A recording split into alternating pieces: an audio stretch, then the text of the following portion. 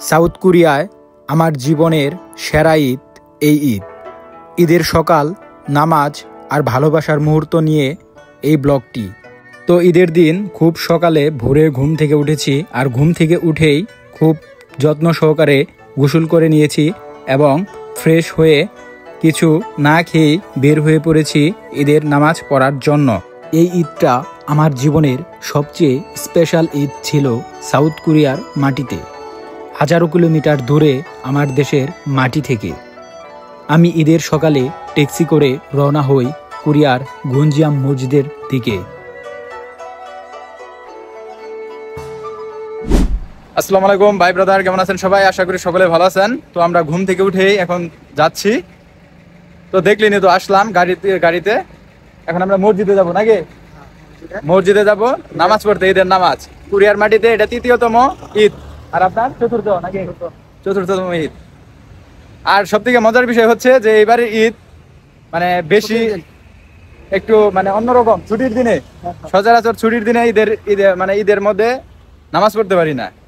দেখা যায় যে ঈদের নামাজ তাড়াতাড়ি ডিউটিতে যাইতে হয়, যার যার অফিসে চলে যাইতে। আমাদের এমনি যে সরকারি ছুটি যে শনিবার, সেই শনিবার দিন ঈদটা পড়ছে, এই কারণে মূলত আমাদের আরো বেশি মানে ডবল ঈদ, একসাথে দুইটা ঈদ।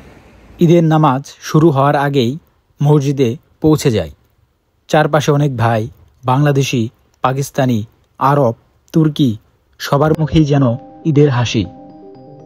সবার মনেই একটাই অনুভূতি, ঈদ মানে ভ্রাতৃত্ব, ভালোবাসা।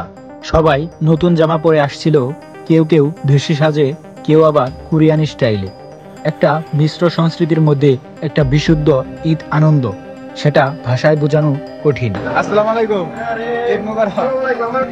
ঈদ মোবারক।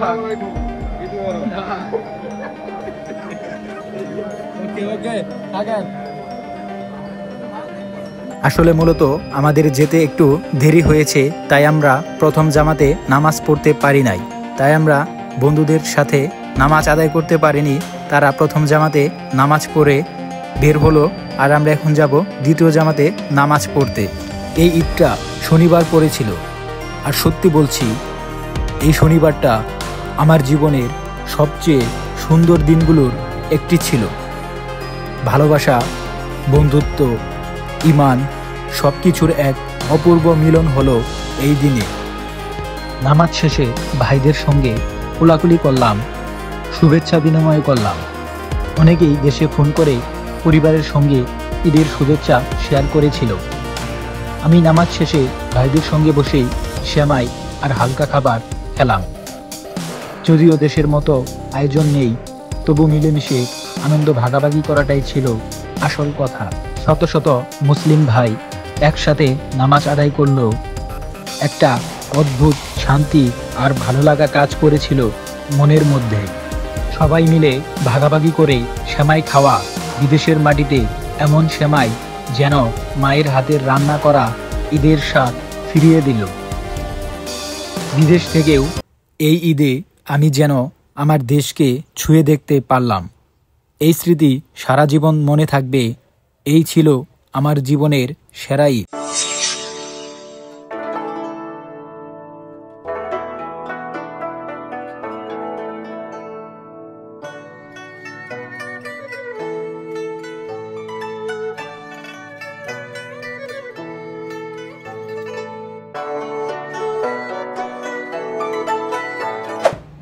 তো আবির ভাই, ফাইনালি তো আমরা ঈদের নামাজ পড়ে বের হইলাম। তো আপনার নামাজ পড়ে অনুভূতি কি? আপনি আজকে ঈদের চারটি জামাত হয়েছে, আমাদের সবার নিয়ত ছিল যে তৃতীয় জামাতে আমরা নামাজ আদায় করবো। হ্যাঁ, আমরা তৃতীয় জামাতে নামাজ আদায় করেছি, কিন্তু আমি তো আপনার সাথে পড়তে পারলাম না, আমার একটু লেট হয়েছে। হ্যাঁ, আপনি চতুর্থ জামাতে নামাজ আদায় করেছেন। আসলে আজকের জামাতটা এত সুন্দর ছিল, পরিষ্কার পরিচ্ছন্ন, পরিপাটি, কোরআন তেলাওয়াত, মানুষের সমাগম। এই বিধর্মী দেশে ঈদের নামাজ সত্যি অন্যরকম অনুভূতি নাকি? শুধু তাই নয়, আমরা যে নামাজ পড়ার জন্য একসাথে এতগুলো মানুষ একত্রিত হয়েছি, এজন্য কোরিয়ান গভর্নমেন্ট থেকে পুলিশ প্রশাসনকে পাঠিয়েছে যে তোমরা এদের দেখাশোনা করো, প্রটোকল দাও। অন্যরকম শান্তি, অন্যরকম শান্তি একটা ফিল। ওকে, দেখতে থাকে।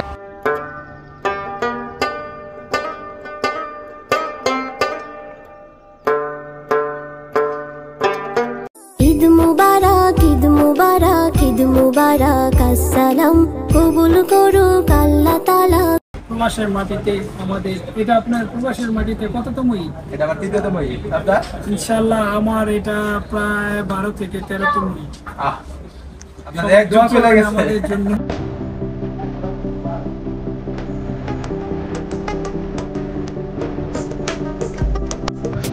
কিছু বলেন, ফিলিংস গুড। আর ভিউয়ারদের উদ্দেশ্যে কিছু বলেন, কুরিয়ার মাটিতে ঈদ করতে মানে কিরকম মজা? কি বলবো, পরিবার ছাড়া ঈদ করছি। আসলে প্রথম বছর এসে খুব খারাপ লেগেছিল, কিন্তু এখন পরিবেশের সাথে খাপ খেয়ে নিয়েছি, খুব সুন্দর লাগে। এখন খুবই ভালো লাগে এখন প্রবাসী ঈদ করতে। কারণ প্রবাসে বন্ধুর অভাব নেই, সবাই পরিচিত। আস্তে আস্তে সেট হয়ে গেছে, মানে সব জায়গায় গেলে আস্তে আস্তে মানে সেট হওয়া লাগে। এখন কিছুই মনে হয় না নাকি? কিছু মনে হয় না, পরিবেশের খাপ খেয়ে নেওয়া।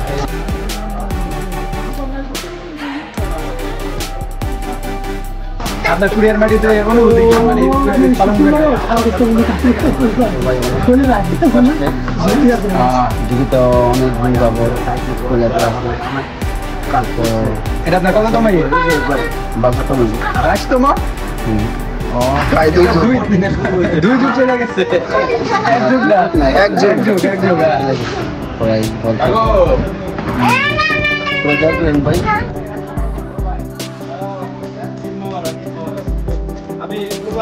ঈদ মোবারক। কেমন আছো? আলহামদুলিল্লাহ। তো কেমন করতেছো দিনটা? তো আপনার কি এটা কততম ঈদ? চারতম। চতুর্থতম? চতুর্থ ঈদ স্টার্ট করে দিলেন? বউ ছাড়া তো আমার, ওয়াইফ ছাড়া। আপনার অনুভূতি কি? মানে কুরিয়ার মাটিতে ঈদ করে আপনার অনুভূতি? অনুভূতিটা বলতে কি সবকিছু ঠিকঠাক, জাস্ট একটা ওয়াইফ বা একটা গার্লফ্রেন্ড দেখা কাটছে।